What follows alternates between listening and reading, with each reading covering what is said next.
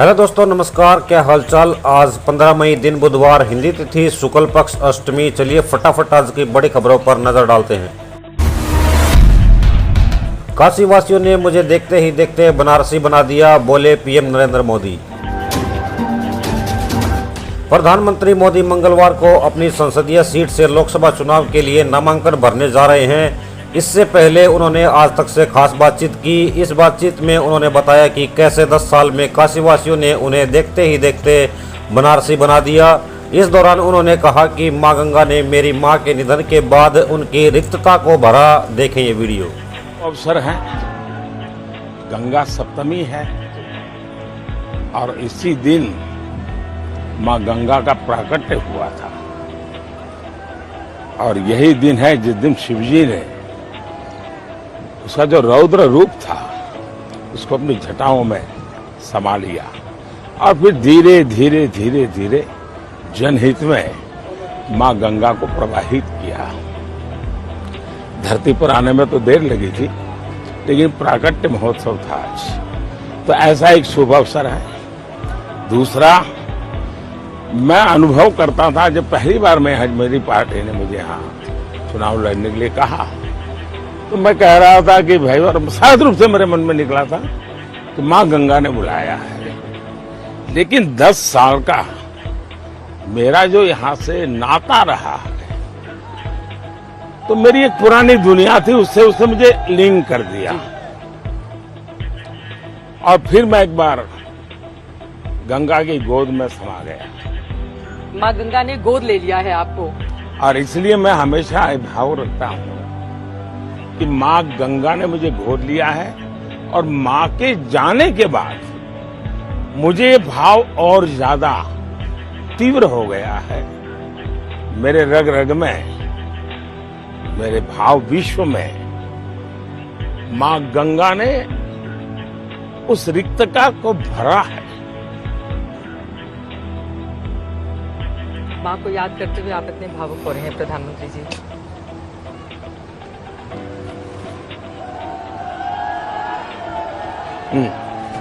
ये जो आपकी भावना है, मां गंगा ने एक वक्त पर आपको बुलाया और फिर आप काशीवासी ही होकर रह गए। यहाँ के लोगों का जिस तरह से प्यार स्नेह आपको मिलता है और मां गंगा का आशीर्वाद, काशी वाले तो ये भी कहते हैं कि अगर रानी अहिल्याबाई के बाद किसी ने काशी नगरी को बदलने का काम किया है, इसको विकास की तीव्रता देने का काम किया है, तो वो नरेंद्र मोदी हैं। मैं काशीवासियों का आभारी हूं, वो इस भाव से इस काम को देख रहे हैं। लेकिन जब 10 साल पहले मैं आया था तो एक जनप्रतिनिधि बनने के लिए यहाँ के लोगों के मतदाता के रूप में, नागरिक के रूप में देख करके आया था। लेकिन 10 साल में उन नागरिकों ने,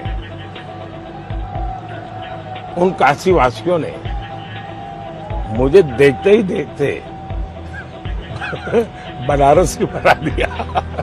आप पूरे बनारसिया ही हो गए हैं। सरकार का बड़ा फैसला, 28,000 से ज्यादा फोन होंगे ब्लॉक। आप तो नहीं करते ये गलती। साइबर फ्रॉड और साइबर क्राइम के आए दिन नए नए केस सामने आ रहे हैं। ऐसे ही केस पर नकेल कसने के लिए सरकार ने बड़ा फैसला लिया है। डिपार्टमेंट ऑफ टेलीकम्युनिकेशन की तरफ से टेलीकॉम ऑपरेटर को आदेश दिया गया है कि 28,200 मोबाइल को ब्लॉक कर दें। इन फोन के साथ इस्तेमाल होने वाली 2 लाख सिम कार्ड का तुरंत वेरिफिकेशन करवाने को भी कहा गया है। मंडी से बीजेपी उम्मीदवार कंगना रनौत ने कल भरा नामांकन। देखे ये रिपोर्ट।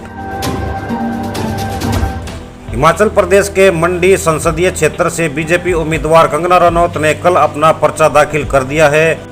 कंगना रनौत पूर्व मुख्यमंत्री जयराम ठाकुर और अन्य नेताओं के साथ पहुंची और अपना नामांकन पर्चा भरा। उत्साहित है और हमारे लिए बहुत ही सौभाग्य की और गर्व की बात है कि हमारी जो मंडी की बेटी है, मुझे जो है वो मौका मिला है प्रत्याशी के रूप में भाजपा से। तो इसीलिए आप देख सकते हैं कि लोग बहुत ही उत्साहित हैं और एक त्योहार की तरह यहाँ पर जो है माहौल बना है। ये सारे वोटर्स हैं और ये सारे जो हैं देश के जो स्वर्णिम काल का एक इतिहास बन रहा है उसमें भागीदार है, उसमें हिस्सा लेने आए हैं। तो ये अवश्य ही एक ऐतिहासिक जीत होगी।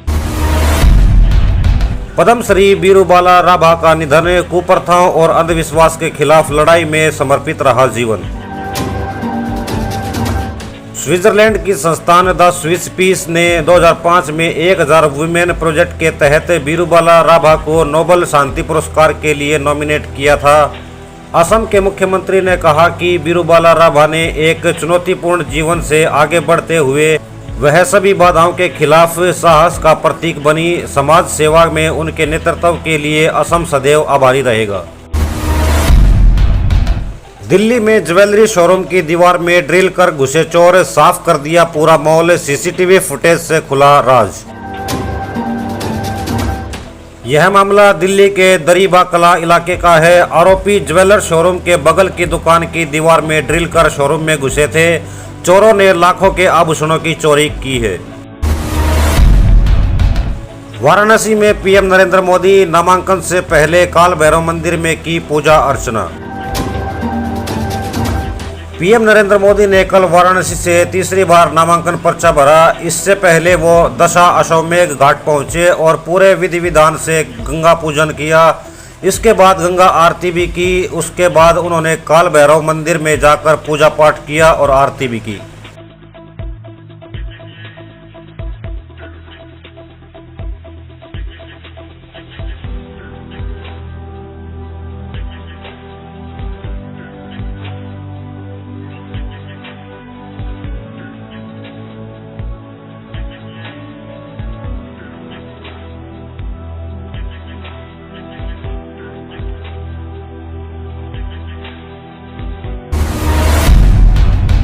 बंगाल में भिड़े BJP TMC workers, Kirti Azad बोले खुद को गुंडा समझते हैं दिलीप घोष। वर्धमान दुर्गापुर के एक मतदान केंद्र पर बीजेपी के बूथ एजेंट को पीटने का आरोप था। इसकी सूचना मिलने पर दिलीप घोष मौके पर पहुंचे थे। उनके वहां पहुंचते ही तृणमूल कार्यकर्ताओं ने घोष की कार का घेराव कर प्रदर्शन करने लगे। इस दौरान गो बैक और जय बंगाल के नारे लगाए गए। दिलीप घोष ने पुलिस पर निष्क्रियता का आरोप लगाया है। 3 टीमें आईपीएल से बाहर, एक की प्लेऑफ में एंट्री। अब 3 स्थानों के लिए 6 टीमों के बीच होगी जंग। आईपीएल 2024 में अब तक 3 टीमें प्लेऑफ की रेस से बाहर हो चुकी हैं। कोलकाता नाइट राइडर्स एकमात्र ऐसी टीम है जिसने प्लेऑफ के लिए क्वालिफाई किया है। वहीं अब प्लेऑफ के लिए बचे हुए 6 स्थानों की जंग है। दिल्ली वाले हो जाएं तैयार, अब शुरू होगा गर्मी का सितम। 44 डिग्री पहुंचेगा पारा, चलेंगी गर्म हवाएं। आज से ही दिल्ली में न्यूनतम तापमान 26 डिग्री और अधिकतम तापमान 41 डिग्री पहुंच सकता है। आज आसमान भी साफ रहने का आसार है। दिल्ली में इस हफ्ते तापमान 44 डिग्री के पार जाएगा और तेज व गर्म हवाएं चलने की संभावना है। इस वीडियो में फिलहाल इतना ही। हम मिलते हैं फिर किसी नई वीडियो में नए टॉपिक के साथ। तब तक के लिए जय हिंद, जय भारत।